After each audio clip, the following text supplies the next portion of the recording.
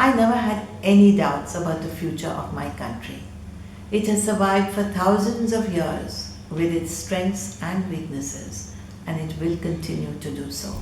We as a country have witnessed how the divides of religion, caste, class can break this country.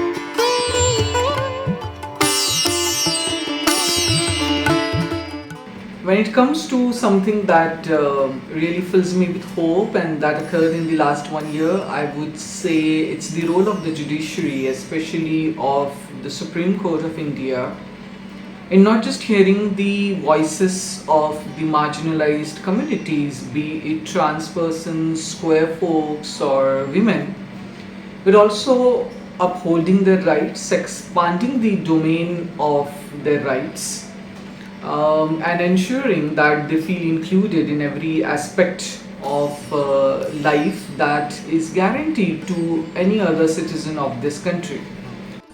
What gives me hope about the future of India is that in the last few years of crisis, especially during disease and lockdown, the kind of support I have received and I've seen people receive and how they have come together and rallied together to give each other within civil society, which has been individuals rising to the occasion, communities coming together to feed each other, take care of each other, and this gives me a lot of hope for the future.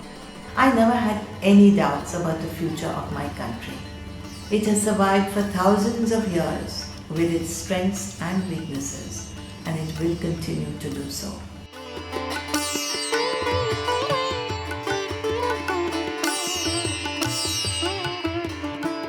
I think in the past, we as a country have witnessed how the divides of religion, caste, class can break this country, can break our society.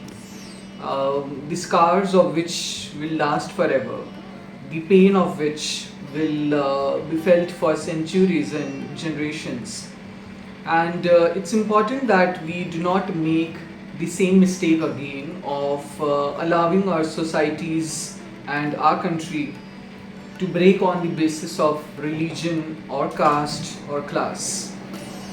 For me, the critical lessons of the past is to understand that the past has already happened and we cannot change it by pretending it did not happen or it did not happen in a certain way. I think the biggest and the most important thing is to acknowledge the past so that one can learn from it, not ignore it, not distort it, not change it. Also, it's very critical to learn that we are a syncretic, ever elastic, and ever adapting culture and country. And I think the past has taught us this over and over and over again. And every time we forget to acknowledge that. As an architect, I believe if we want our future generations to feel a link with their cultural and historic roots, we must preserve the physical heritage of the past.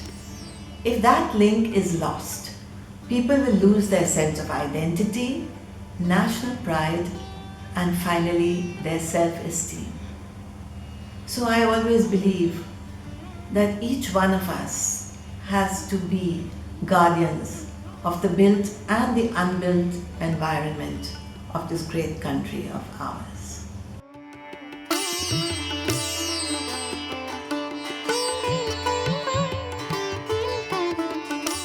For me, the greatest freedom is the freedom of thought.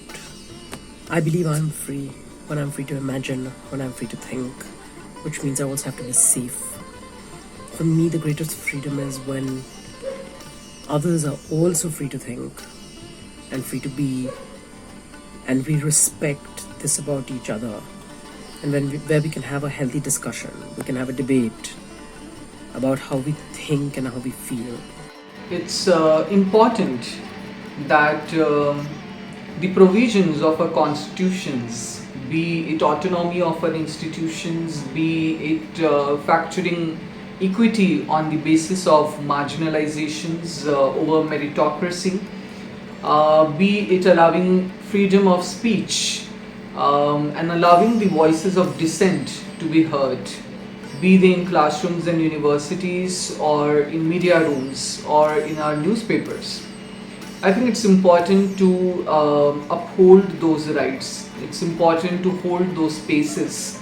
As we move into the next quarter century of its existence, completely free and young and youthful and full of a spirit of cooperation and collaboration, with a great future ahead for the young nation and the young people in our country today.